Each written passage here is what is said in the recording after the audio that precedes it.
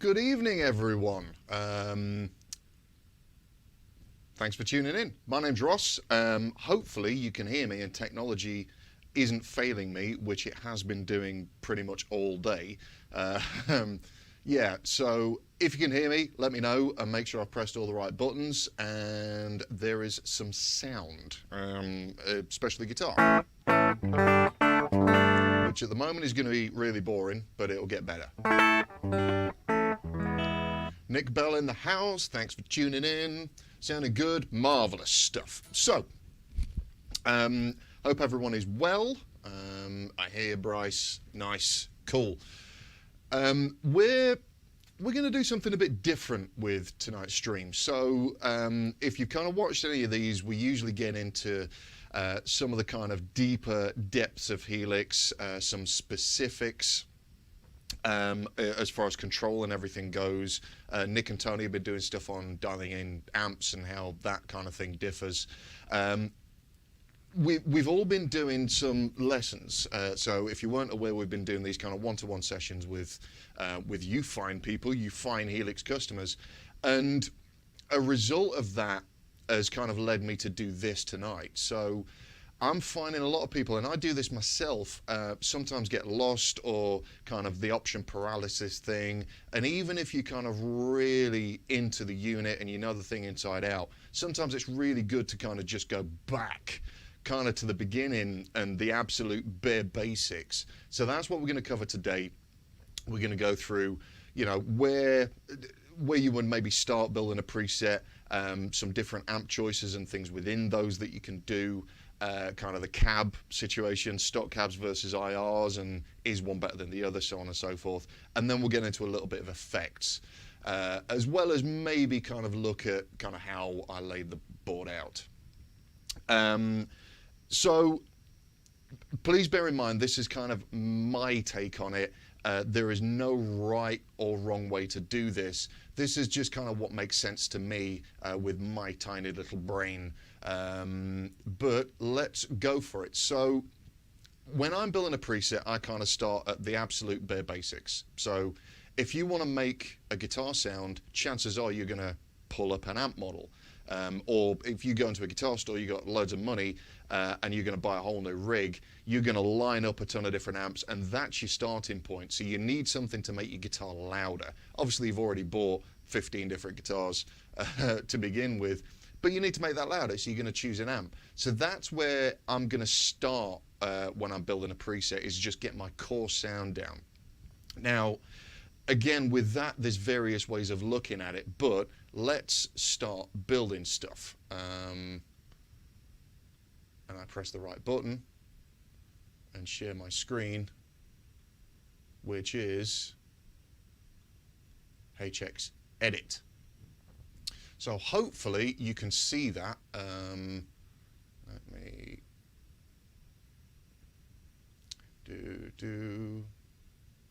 I'm going to try and get this, because I know there's been weird stuff going on with the visuals of late. So hopefully that's kind of nice and clear and you can see that. So this is kind of my starting point for building a preset. Now, for anyone that's new, you'll see there's two lines here, or two paths as we call them. This is your signal flow. So this is what makes Helix really beautiful for me, is you can see exactly what's going on. So this is your guitar input, and at the moment there's nothing in there, and then that is the output block. So what we're going to do is decide where that's going to come out. So we can either do path 2, which I'll show you in a sec, or select a specific output. So if I actually hit path 2, then you'll see that that is now hitting this, and I've now got essentially one big straight signal path. So it's going in there and then scooting down there and then coming out. Again, I can go at the 1/4 inch outputs or the XLR or whatever. This theory is the same, by the way, if you have HX Effects or HX Stomp or any of the other products. The theory is the same, not just in signal flow, but building a preset. So what I want to do, I need to start by making my guitar louder and more interesting, because at the moment it just sounds like that. So that's kind of just going direct, and it's a little bit boring. So I need to add an amp. So we go in, and I'm going to start down here, and we have a few different options. So this I've found kind of can confuse a few people. So we've got 3 categories: amp and cab, amp, preamp, okay, and of course cab, and then your impulse responses. So amp and cab, you could kind of say, I guess that's more like a combo setup, or alternatively it's just one block. You're quite happy to do everything in one block. The amp is just the amp on its own with no cab sim. The preamp is literally the preamp section from that particular model, and then the cab is a separate one, but there you have access to either a single or a dual cab, which can get interesting. And then your impulse responses if you want to use that. So for this, I'm actually going to separate the amp and cab out. So I'm going to select my kind of go-to cab, which is the Interstate 212, and then I'm going to throw in an amp model. So I literally just do that. And let's go with the Brit Plexi Bright, because it's good. So out of the box, turn that up a little bit.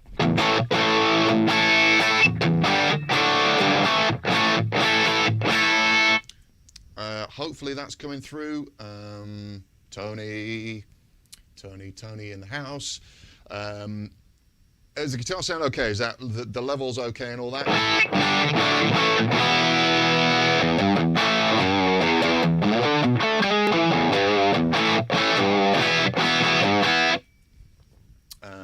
Let me know that that's coming through. Hopefully it is. And now the awkward silence that I'm going to awkwardly try and fill the awkward silence with just random babbling until everything catches up. And I can find out if that. Thank you, Timothy. Marvellous. So you'll see there's nothing else in there. It's literally just an amp and a cab. And this is the basic. Now I'm going to cheat. I'm going to jump ahead of myself a little bit. I'm going to add some reverb because just makes everything a little bit better. Reverb, or talent as I call it. So bring the mix of that down. Guitar is louder than your voice, as it should be, James. That's the way it should be. I can turn my voice up. Give me 2 seconds. All right, I've turned my voice up. Hopefully, that should level it out a little bit. Yeah, exactly. Yeah, no one wants to hear more of my voice, but there we go. I've turned it up for you. So, yeah, so a little bit of reverb in there just to cheer me up a little bit.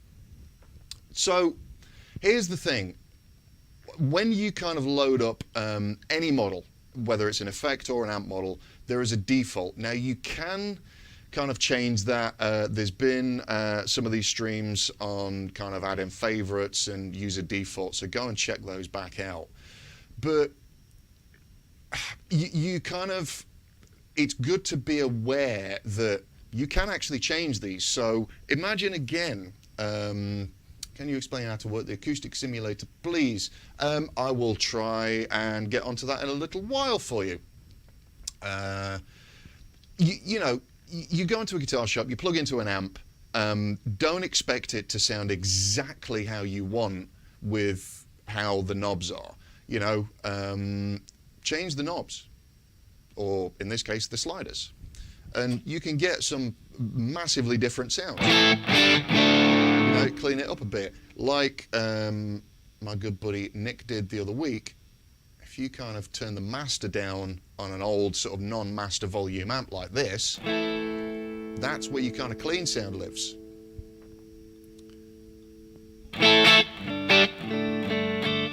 So just 2 controls basically.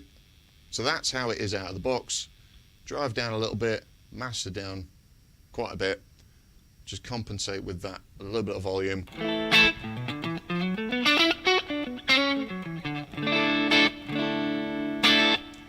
So there's a wealth of tones just in the amp section.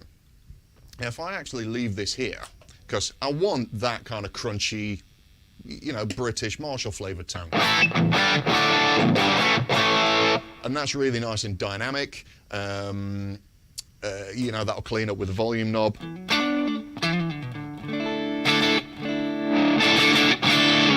All that business. Now, that is not quite right for me. So I can mess around with this EQ, and as a few people do, I can go, okay, well, that's kind of near or there, you know, there or thereabouts. I can add, go in here and add an EQ block after. But actually, this is kind of where so much of the sound is coming from. So listen to this. So I'm not going to change the amp model. I'm not going to change the settings. I'm not going to change the cab, but I am going to change the mic. So this, the 421 dynamic mic, that mic in sort of the real world it's kind of scooped. It's not fizzy, but there's got a lot of highs in there and a lot of lows. Now I want to kind of add some mids and cut some of those lows, because that's a little bit beefy for me. So if I just change that mic, suddenly those lows are tightened up, and you know, the high mids come out. If I want that kind of thicker Eric Johnson-y sort of thing, I'll maybe go to a ribbon and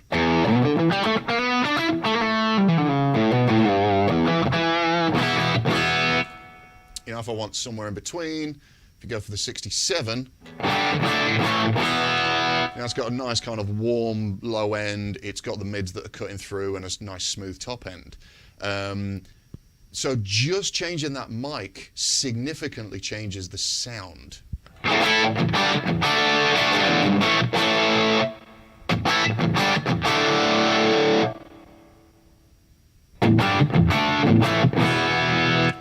I've not touched anything else, right? It's just the mic. Now, the distance thing here, this is kind of, again, like you would find with a real mic. If you're singing or you kind of close mic a cab, there's this thing called proximity effect. So basically, the further you take the mic away from that grill, the lesser the proximity effect. So at the moment, this particular mic, which is super dark, really kind of boomy, if I bring that away from the virtual grill, 6.5, 7 inches, you can hear that kind of clarity's coming back.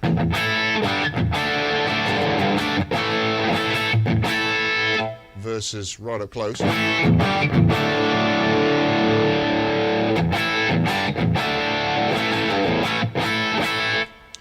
So hopefully you can kind of hear that just, you know, without changing anything, just that mic is a huge difference. And if you're not getting any joy there, then maybe look at a different kind of cab. A good practice thing that, again, I think of when I'm building presets is go with what you know. So if you're familiar with a particular amp, you know, go with the closest that's to that. So if you're a Marshall user or a Boogie or a Fender or whatever, you know, find something that fits with something that you've already got a reference point to. Same with the cabinets, which brings me nicely onto the stock cabinets versus IRs. So just to kind of show you, there we go, that one. Is that right? Am I sharing still? Oh, I'm still, yeah, there we go, marvellous. Do you suggest high end, let me add you to that. Do you suggest high low cuts on the cab or turn those off and just do global EQ? Right, so this is another question that's coming up. It's all personal preference. You can see me again, hi. And yes, I'm a little shiny. It's gross, I apologize. It's like 32 degrees in here. That's English degrees. It's not really cold, it's really hot. Jim, good day from South Africa. Good day to you, sir. High and low cuts. So the high and low cut thing, that serves a couple of different purposes. And I'll try and get into that a little bit later as well, because that can be important. So yeah, it's gonna, if you've got a particular amp cab mic setup and it's super boomy, the high and low cut or the low cut can kind of shave off some of those low end frequencies and make it less boomy. Same with the high cut. If it's fizzy and nasty and tinny, that's going to kind of smooth that out a little bit and make it a bit more palatable. And you'll find kind of different cabs or different mics will need a different level of cut. So there we go. Right, back to edit. 80 hertz low cut, 8 to 12k high cut. Yeah, I mean, that's a good starting point. I actually go to 100 hertz low cut, and that just kind of, it's not a significant difference, just to kind of demonstrate that. So the default is 80 and 8 on this particular cab. Let me change that for, let's go back to that kind of fizzy mic. If I take the low and high cut off,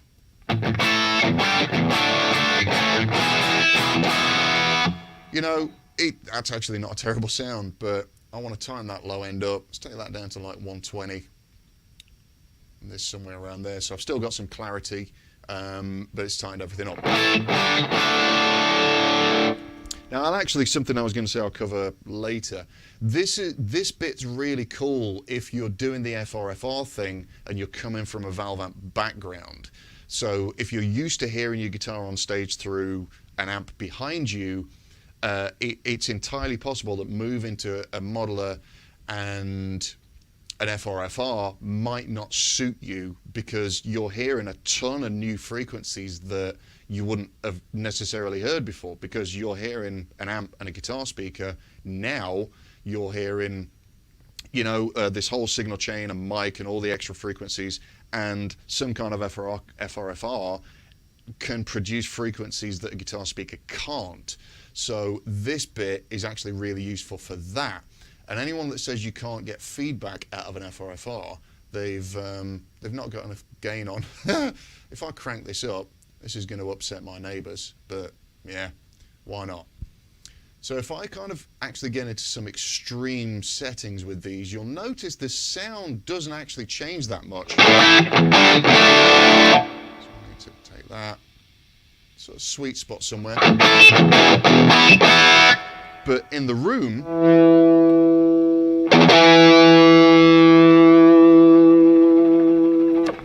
I'm not quite loud enough. But there we go. This is really useful to kind of mimic the frequency response of a guitar speaker. So, you know, the amp's doing a load of work, the cabinet's doing some of the work. This just kind of gets rid of some of those low and high frequencies that can be a bit of a pain, basically. And suddenly, you know, you're into normal guitar amp frequency territory. So stock cabs versus IRs or an impulse response. So is an impulse response better than some of the stock cabs, or all of the stock cabs? And you'll hear conflicting views. My opinion on this is absolutely not. Where to start with IRs is an entirely different thing. If you're going down the IR rabbit hole, it's like you can waste a lot of money and a lot of time. Trying to find the perfect IR is like trying to find the perfect overdrive pedal. You're never going to do it, right? There's so many variables with impulse responses. If you download like one of the free packs, or you buy a pack, you get so many different options within that file. And you can spend tons and tons and tons of time going through them, trying to find the right one. And it's a pain. And you're spending more time scrolling through all these different IRs. So a bit like what I said about the amps, kind of choose something that you're familiar with. You'll see on my kind of IR list here, these are the IRs that I use. So I've got the Allure pack, which is free. Go check out line6.com for those. This kind of gives you an indication of the kind of thing you get when you download a pack. So this is just a very, very, very, very small collection from the free pack that Ownhammer did. So these are the cabs that, in fact, I don't even use that one. It's these. So there's sort of slight variations on a couple of different cabs. So I've got, they're all the Hammer ones. I've got a Rectifier 212, I've got Deluxe Reverb 112, a Vox and a Vox style kind of 212, and then a Friedman style 412. Now these are cabs that I own, so I know what these sound like, so I know what I'm going for. And these are just ever so slight variations on those. And that works for me. That's just, yeah, I'm going to keep it simple, go with what I know, and then when I've got all the sounds I like, then I can, you know, delve into the murky world. If I've got a load of spare time, I can start going in and tweaking those. Do they sound better than stock cabs? Absolutely not. And one reason for that is, you know, if I want to, you know, going into that, for example, that other own Hammer pack, you can see I've got various different mics and I've got to select different ones. So it's a little bit more of a lengthy process than going, right, stock cab, right, change the mic, boom, happy days. I'm from Chesterfield. That's not a million miles away from me, Mr. Level. There you go. You'll find that impulse responses generally are wired a little bit hotter than the stock cabs, so you can either bring the impulse responses down or crank the level on this. That's my little thing on impulse responses versus stock cabs. You kind of like what you like, basically, but again, it's just mess with all of these and find the sort of things that suit you. So effects wise, this is where it gets sort of interesting. So I'm going to go with actually another little demonstration which I quite like. Let's go with that. Again, back to that kind of finding stuff you know. The awesome Badonk model. My dear friend Mr. John Cordy did a video on this recently, and I'm pleased to say that I told him about it. I'll take full credit for that. So out of the box, that's what it sounds like.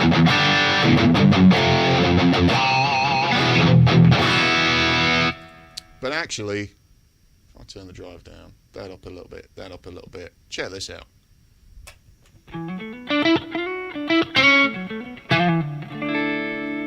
Some really nice clean sound from, oh, come out,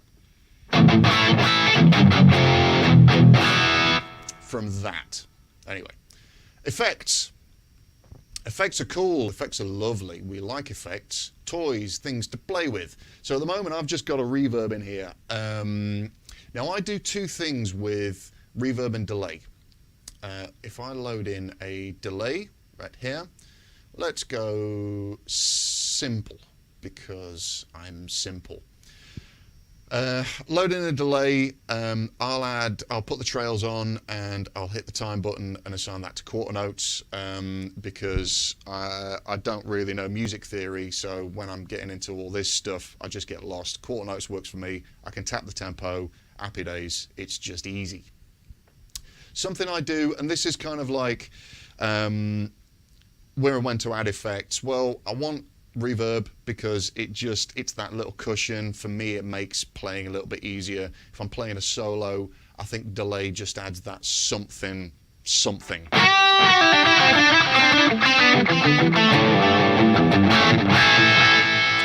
Now, you'll hear I've not touched any of these. What I always do with reverb and delay, I do this. I get them and I pull them into a parallel path. Now, the difference you'll hear if I put them back in series. So at the moment the guitar's coming through and it's going through these effects. So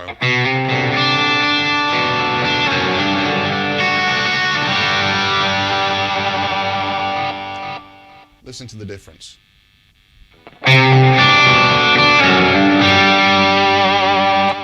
So you can still hear those effects really kind of loud and prominent, but they're out of the way of the guitar sound. It's just cleaned everything up. That's because, remember, these lines, this is your guitar signal. So I'm hitting an amp and cab, and then that dry signal is carrying on. And then I'm basically adding these effects to the sound rather than the sound being affected. So just dry. That's a little bit pokey now. Apologies if I've just blown anyone's speakers up.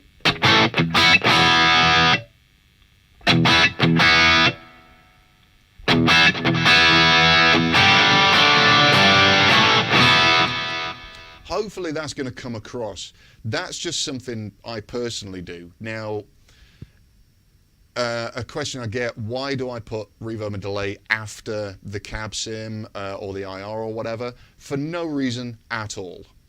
If I'm kind of trying to replicate something that would happen in the real world, I would actually put the cab after those effects. So this now, if you're using an amp with kind of an effects loop, for example, I'm going to give it some more distortion because I can. This is kind of mimicking the effect of an effects loop. So now these effects are going through and they're hitting this cab sim and they're getting that final little bit of color from the cab rather than, you know, the whole sound going through the effect. Now, it's a subtle difference, but the kind of thing that you might want to pay attention to. The flip side of that is something like chorus, where again, this is all personal preference, but for me, chorus, it sounds better in line. It's just a little bit wetter rather than in parallel.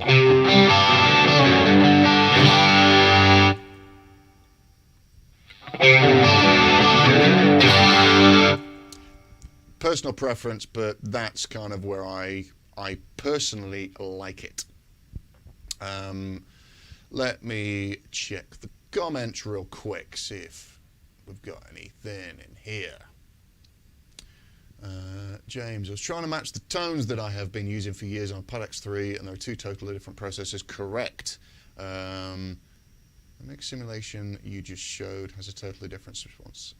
Oh, cool, brilliant. What kind of TRS switch pedal worked my HX Stomp? A momentary one. And I'll apologise now. Yadiel, I'm so sorry if I've just butchered your name. But yes, the TRS switch to work with your HX Stomp XL or HX Stomp is just a dual momentary thing, and you can assign, go into the global settings, you'll be able to assign what they can do. Matt, I've read articles where they talk about real Celestians only being able to go up to about 5K and possibly cutting it. Yeah, exactly. If you kind of want to try and replicate a certain speaker, yeah, you can absolutely go into the marketplace and there's Celestion IRs in there, and you can download a very specific speaker, a Vintage 30 or a Creamback or whatever, and that will give you that specific frequency response. A little bit of geekery, if you kind of if you go in and see what each cab is modeled on, then you'll find out what speaker is actually in there, and if you really want to go deep, then you can kind of find the frequency response of that and sort of start cutting frequencies to match that up. So that can help as well. What else? SS. An IR is something else setting situation that someone may as well be. Yeah, there we go. Aaron Short in the house. Hello, mate. Timothy, if I load a bank of IRs, is there a way to automate an up and down action on a foot switch to step through them? You've got me there, Timothy. Probably. I mean, you can absolutely do it through snapshots. Bank up and down. Yes, there is. Probably not for this one because it's a bit more in depth than we probably want to get it to in this stream. But yeah, you can assign foot switches to kind of do stuff, to change parameters and things like either in conjunction with or instead of snapshots. So yes, you can do that. You're going to use up some foot switches doing it.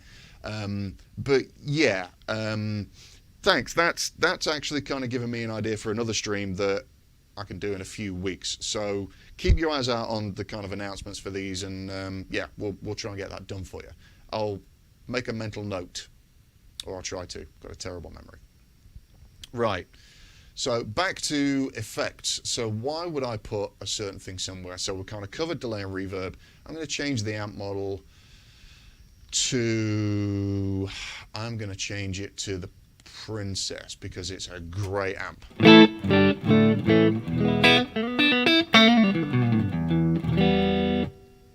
it a little bit of hair. So again, depending on what you read or what videos you watch, there's different ideas or different preferences as to where to put effects. There's the kind of rule of, you know, compressors go first, and then it's kind of sort of phaser and EQs and distortions in certain orders. Honestly, it doesn't matter. And this is the great thing about Helix. It's just you can put things where you want, and then if it doesn't work, you can move them around. Traditionally, I will always put, as a tube screamer always necessary in front of an amp. No, and just to kind of demonstrate what that is like, let's put that pedal in because I happen to have one. So this is interesting. That's basically a gain pedal. So without that, the amp's nice and clean. With it, turn it on, Ross.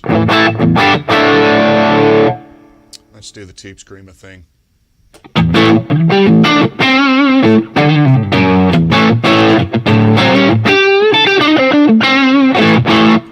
Yeah, sounds great. It's doing what it should do. If I put it after, I'm going to put it after the amp and cab. This is, if you've got fillings, mind them, because this is going to be horrible.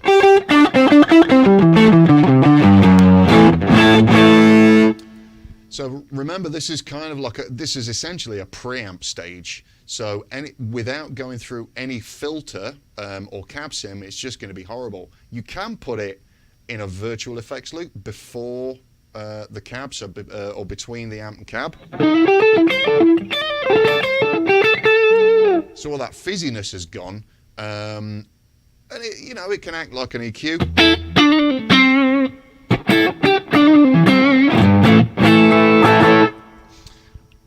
If you like that sound, go for your life. For me, kind of gain pedals and preamp pedals would normally go before an amp.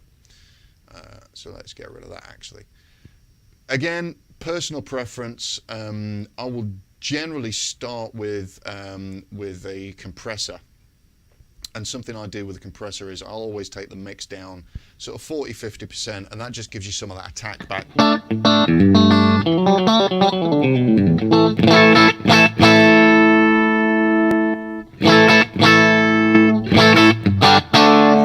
So with that mix 100% up.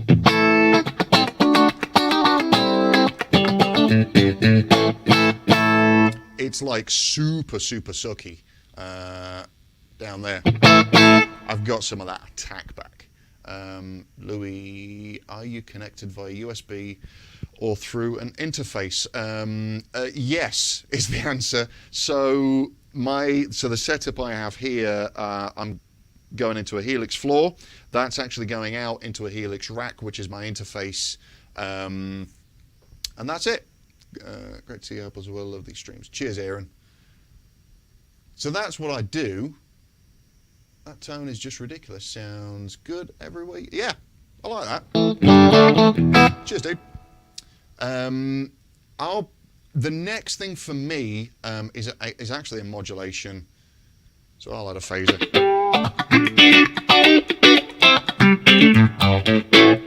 I like that. I like phaser before any kind of gain stage. Then I will generally add a little, usually the Minotaur. That's my favorite for the moment. I'll take the gain down round about there, and then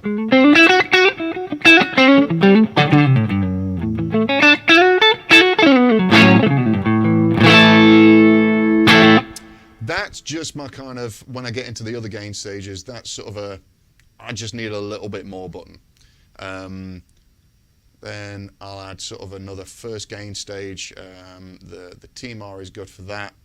I'll gain down, and this is sort of just on the edge breakup.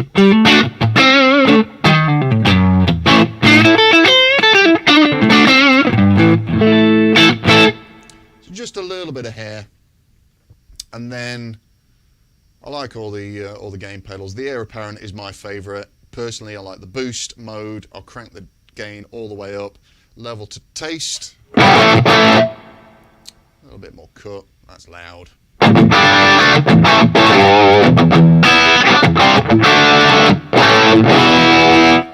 And that cleans up great with the volume control.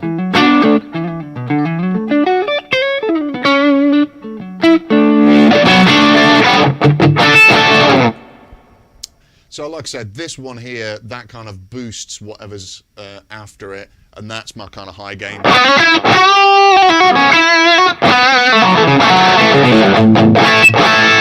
If I need super high gain, I'll put them all on.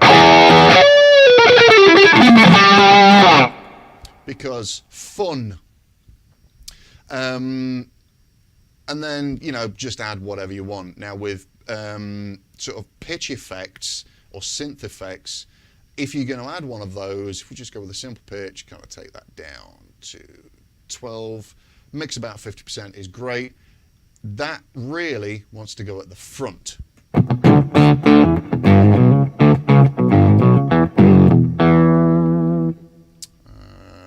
little bit less of that. If you want to get nasty, put a load of filth on.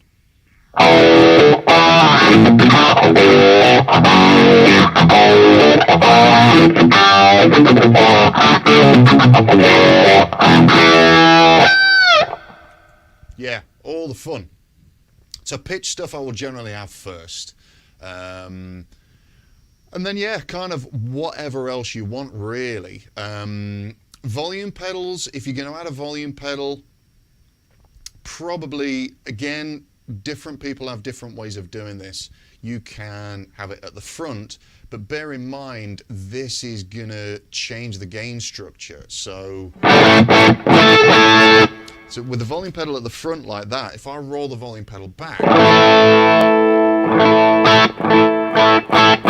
you'll notice it's not getting any quieter, but it's getting cleaner. But it's doing the same thing as rolling the volume off on the guitar. So personally, I like the volume pedal. No. There. So sort of after the amp, so I've got my full tone, and then I can do that kind of swell thing.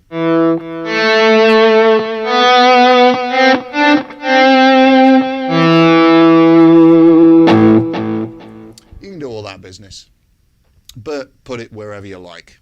There's no rules, like I said earlier. This is just my personal preference, and it's all about me. Corey, 4-cable method, would Helix work with a parallel effects loop? How? Yes, it would, Corey. So just quickly on that, if you are using 4-cable method, let's pretend this is your effects block for a minute. If you've already got a parallel effects loop, move over there.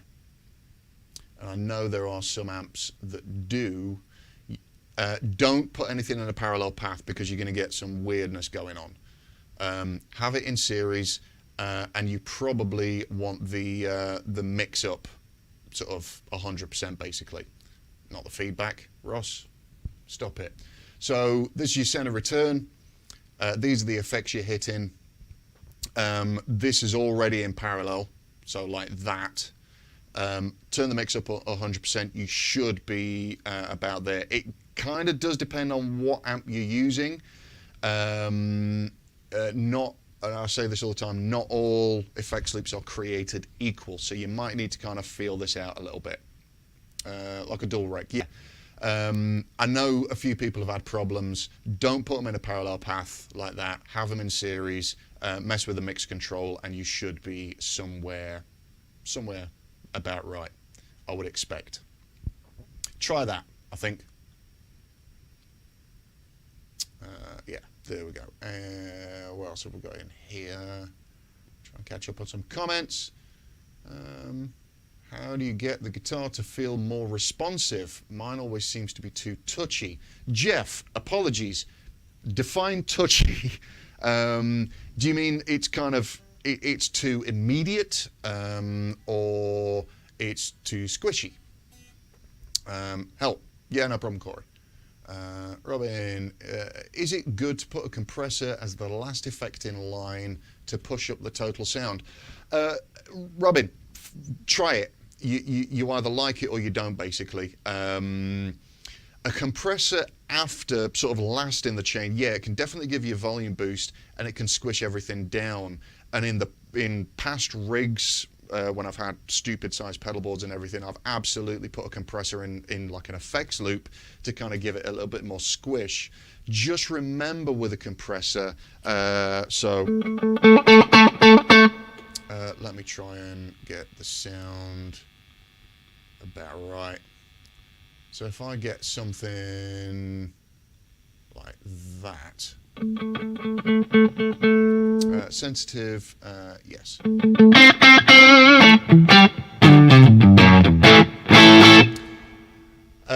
So you can hear if I play quietly or play hard, that's getting louder or quieter. A compressor around here is just going to eliminate that. It's going to bring up the quiet notes and get rid of, it's going to do what a compressor does. It's going to bring up the low notes and kind of squish down the louder notes, basically. So that's cool if you want it nice and even for a particular effect, or you want to generally change the feel of an amp, which I'll come back to in a minute because that's another little thing. But try it. If you like it, you like it. Compressors for me will always go in front, and I can put those in front of gain stages as well, because it adds sustain and just gives me a little bit of something. Tony, who are you talking to? There we go. Yeah, Jeff. So amp or effects models are probably where you're going wrong. If you want to get rid of that that thing we're just talking with Robin about,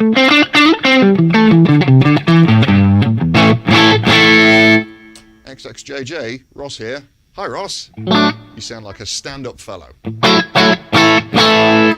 So if you want to kind of control those dynamics and make it less kind of, so when you dig in and you hit a note, it just pops out. Compressor, absolutely, and that is a great kind of way to squish that down. Like I said, and that might be the right place to put the compressor after the amp, certainly after any gain. A good example of that is Andy Timmons. So if we go, you don't want to see me looking at a screen, you want to see that screen. There we go.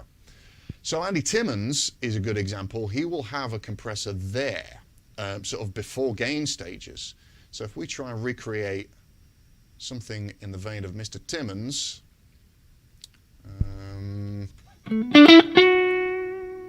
turn the pedal on, Ross. There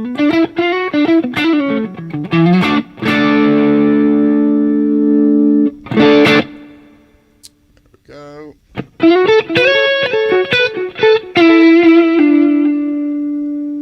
Made that too loud now. So he actually puts a drive pedal into a compressor. So you can actually hear there, Jeff.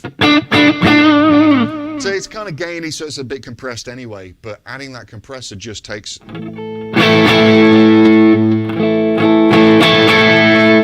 you know, playing soft and quiet, there's not a lot of difference in that. But this is the Timmons setup, so drive into a compressor.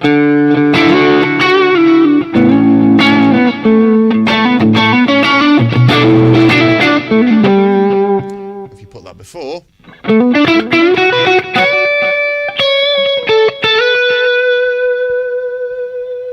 it's just going to sustain forever and go and make a cup of tea. Yeah, loads of fun, but I'll still have it at the start there.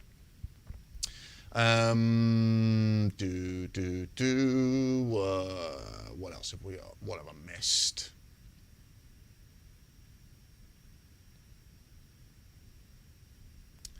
I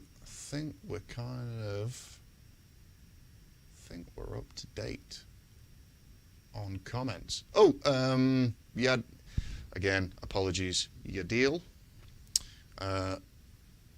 If you're trying to sound like an acoustic guitar,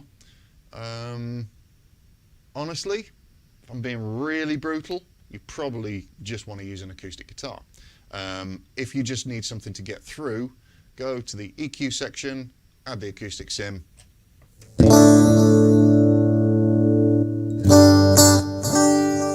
And that's kind of really, yeah.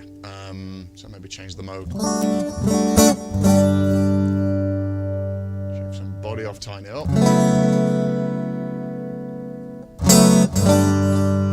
Top maybe. You know, yeah, you can.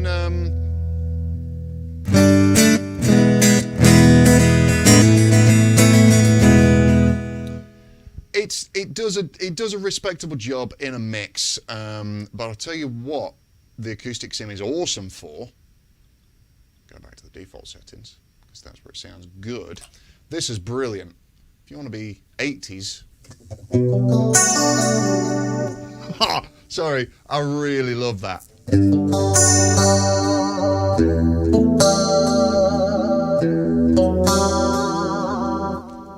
That for 80s clean is just bang on. Doesn't necessarily sound like you know, a pre-war you know, dreadnought or anything, but yeah, it sounds good.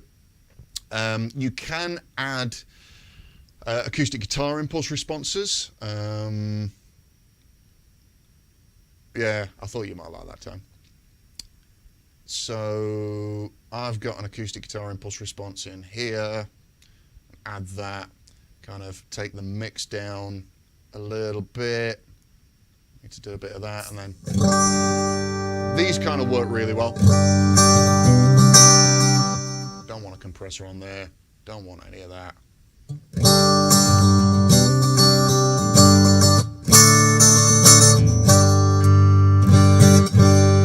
Some of it's finding the right pickup as well. Yeah, that's all right. That kind of sounds like a, you know, an electroacoustic sort of solid body acoustic thing. So I found IRs work for that, and there's a ton of those that you can download for free as well. So hopefully that's kind of given you some indication of what you can do and where you can go. Back to that original point, when you're building a preset, don't try and overcomplicate it. You should, 80s clean sounds good. Yeah, it's wicked, isn't it, Jim? It's like Alan Murphy and, yeah, all that kind of 80s stuff. Just noticed how shiny I am as well. Apologies, gross, so hot. Start basic, right? If you're building a preset, for beginners, just pull up an amp and a cab and start there. Turn some sliders or turn some knobs. If it's not sounding quite right, change the mic, because that has such a significant difference on tone. If it's still not right, you know, maybe you've got the wrong cab, because that is another thing. But you've got the three main components that are going to give you a massive difference in sound. It's like the amp, the cab, and the mic. If you're adding EQs after to fix something that's wrong with the original tone, probably you've got the wrong amp or the wrong cab or the wrong mic. You know, that's my kind of feeling on it. Now, I do use an EQ after the amp, but I actually use that as a boost. And there's, you know, there's a whole thing we can do on solo boosts. If you kind of use a gain block to boost for a solo, that's going to boost every frequency. So if you've got a particularly kind of bright, scratchy sound and you make that much louder for a solo, suddenly out front, all of those frequencies are boosted, and Fletcher Munson and physics and stuff I don't understand, it's just going to make everything louder. So that already scratchy sound is just going to get more scratchy and you're going to upset people. Using an EQ lets you control that a little bit And if you are boosting for a solo, you might not need as much actual level as just more mids to cut through and get over the snare drum. Because, sorry drummers, if you're watching, your snare drum gets in the way of guitar sound. It does. And horns and all that stuff. Let's just rush. Cheers. Cheers, Jonathan. So yeah, start with an amp and a cab, change the mic, maybe change the cab, and then sort of start thinking about different amp models. Do a little bit of research as well if you're not coming from an amp background and you know, you're not like me and a bunch of other people out there where you've been through all these amps, so you've got a good basic knowledge. If you're trying to sound like someone, if you've got a sound in your head, that's going to have been inspired by someone, yeah? You're trying to dial in the perfect clean sound. Go find where that clean sounds come from. If it's Joe Bonamassa or Andy Timmons or Eric Johnson or David Gilmour, insert guitar player here. Little quick Google search, what gear do they use? You know, where are they coming from? And that's a good starting point of trying to find the sound in your head. Like I say, it's inspired by someone or something, so go there first and use that as your kind of building blocks.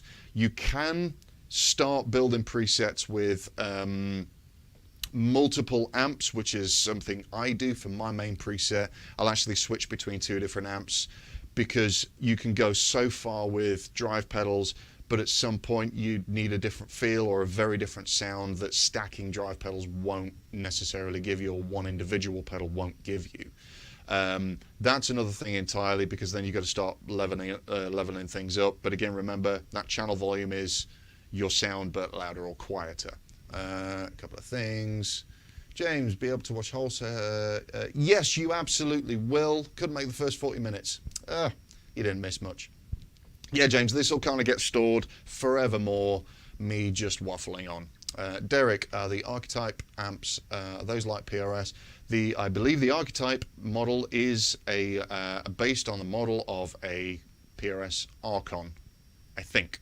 But check the manual, we kind of list in there. I know people don't like reading manuals, but we list in there. Jeff saw a great tip yesterday using the tube preamp at the beginning of the chain. Yeah, again, like you can actually use, if you go to a preamp model, you can use that as a drive pedal. The tube preamp, I've seen people put that after the thing as well to add a certain character. All this stuff, it's just any pedals or any effect you put on, any EQ, really it should be just the kind of little fairy dust and the icing on the cake. Your tone is going to come from an amp and a cab, or an IR if you want to go the IR route.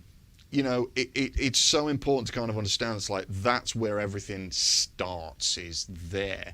If you're adding EQ or a tube preamp before or after, that's just to manipulate that sound. Anything you add in the chain is only going to manipulate your core sound. So get a great core sound first.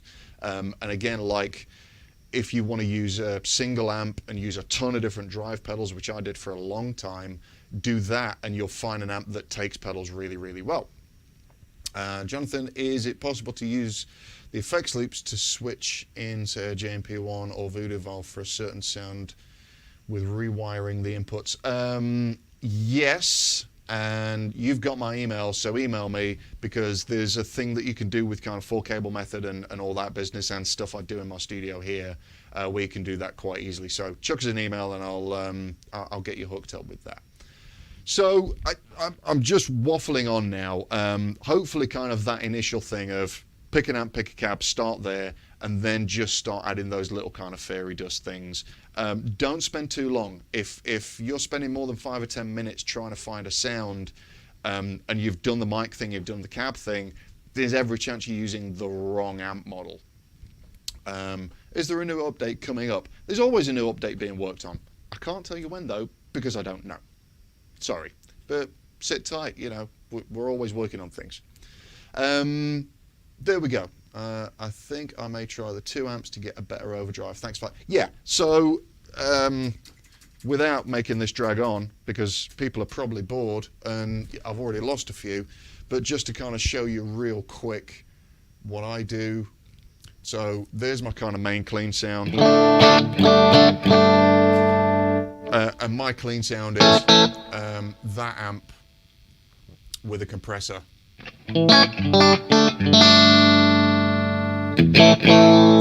But actually for my lead sound, I'll turn the compressor on and off and turn on a different amp which sounds like that. That's really loud, I'm so sorry. So the 2 amp thing is cool because, yeah, you can get an amount of sounds stacking pedals or doing whatever, but sometimes you just want something completely different, and that's the one I found kind of works best for the super high brutal gain sounds that I'm looking for. So there we go. Timothy, thank you. Thank you everyone for staying. I've been going a minute. Anyone would think I like the sound of my own voice. It's terrible. It's a terrible voice. But I like talking about this stuff. Keep your eyes peeled. We've got another one of these next week, either Tony or Nick, and I should have found out before, but I'm rubbish, so apologies for that. But same time, same place next week. We're going to be doing some more of these. Thank you so much for tuning in. Hopefully you've got something out of this. Take care of yourselves, and we'll see you again. Cheers.